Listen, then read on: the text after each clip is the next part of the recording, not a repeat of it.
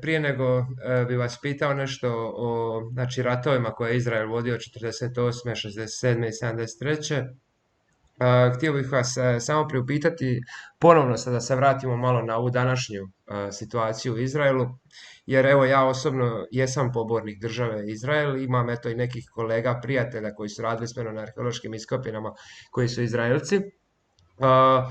Pa sam se s njima čuo prije nego su regrutirani preko Whatsappa i tako.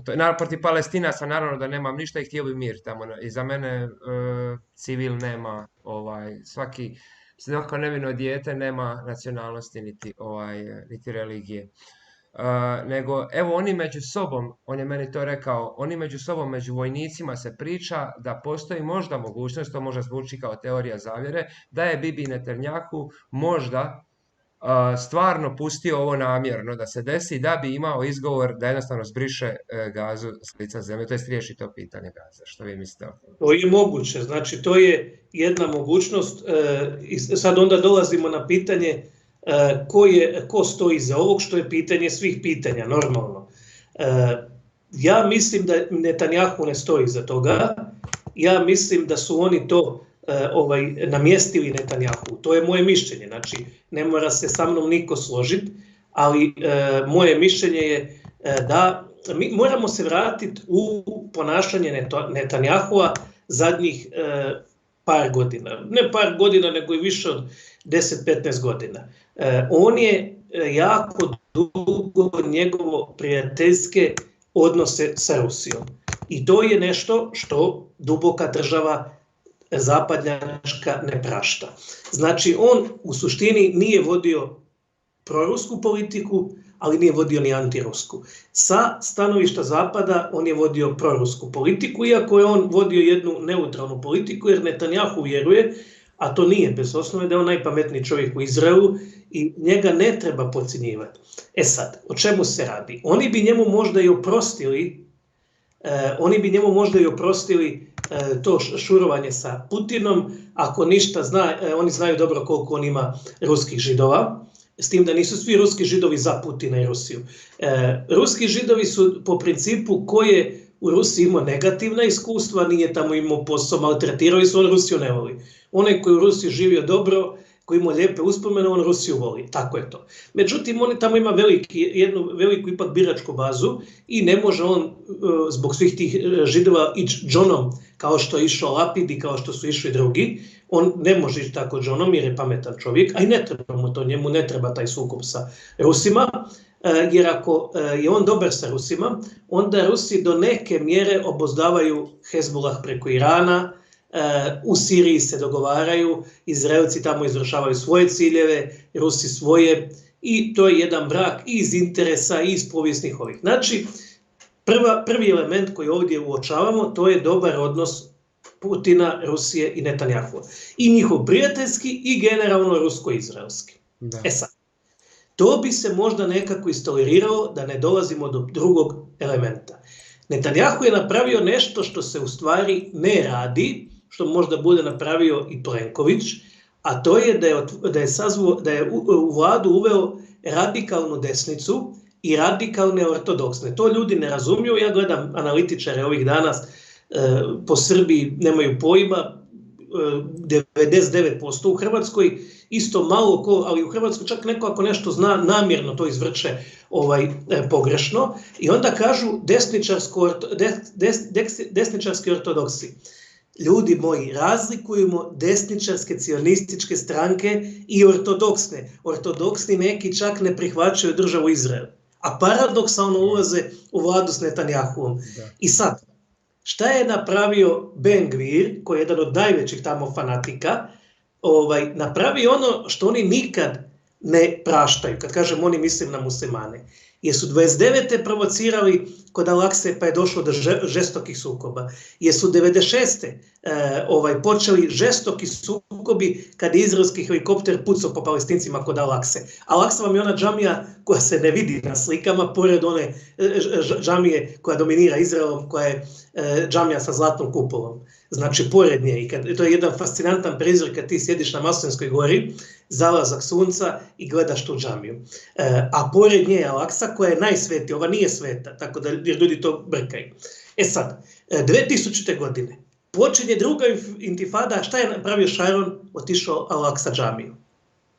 2014. je počeo sukob onaj kad su zadnji put Izraelci ušli vojno u Gazu, nešto kratko, 2 vojnika im se nikad nisu ni vratila, ni njihova tijela.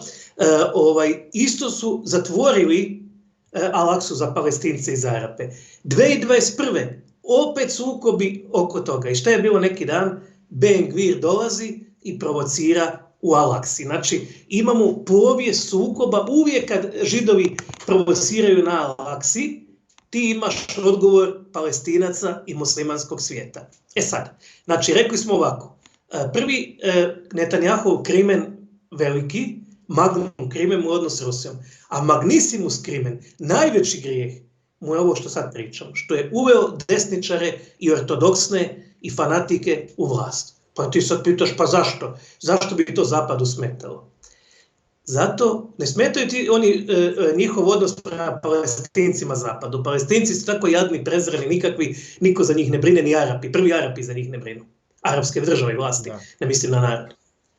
Problem je što Ben Gvir i njegovi fanatici neće abrahamski sporazum i pomirenje s Arapima. Oni hoće, kao što je rekao jedan od njihovih rabina, poslat Al-Aqsu sa poštom u Meku i Medinu. A to Zapadu ne odgovara.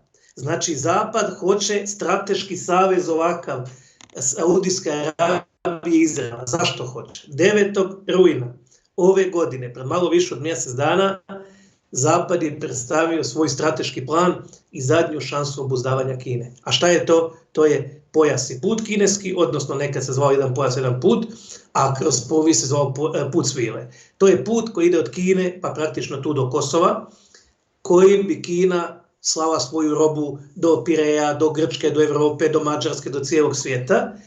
Taj put ide preko Teherana. Znači, treba Zapad naći alternativu. Alternativa se zove Indija, Bliski istok Europa, tako se to zove, trgovinski put koji preko Indije ide na Saudijsku Arabiju i Saudijske Arabije preko Izraela prelazi u Europu. Oni su htjeli da put ide preko Sirije, pa nisu uspjeli srušiti Asada i onda ide preko Izraela. Da bi taj put nesmetano išao preko Izraela, potreban je strateški savez Izraela i Saudijske Arabije, zato što Zapad nikom drugom ne može vjerovati osim Izraelu na Bliskom istoku. Jer on može vjerovati jordanskoj vlasti ili Bahreinu, ali ne može vjerovati narodu, a kad je narod u raskoraku sa vlasti, onda ti se desi iranska revolucija. Jer Amerika nikad nimala većeg saveznika od Irana, pa dok nije narod srušio Reza Pahlavija. Da. I to je to. Znači, suština je da ja mislim da ne stoji iza toga nikakav Netanjahu, jer zašto bi to Netanjahu odgovarao? Evo, ti pitajte svoje prijatelje, ako budeš, oni sad vjerojatno nemaju telefone, jer ako ih imaju, onda je izraelska vojska već ovaj rat izgubila. Što u današnje vrijeme, ako imaš telefon, onda te dron posjeti, tvoja priča je gotova. Znači, zašto bi Netanjahu to napravio?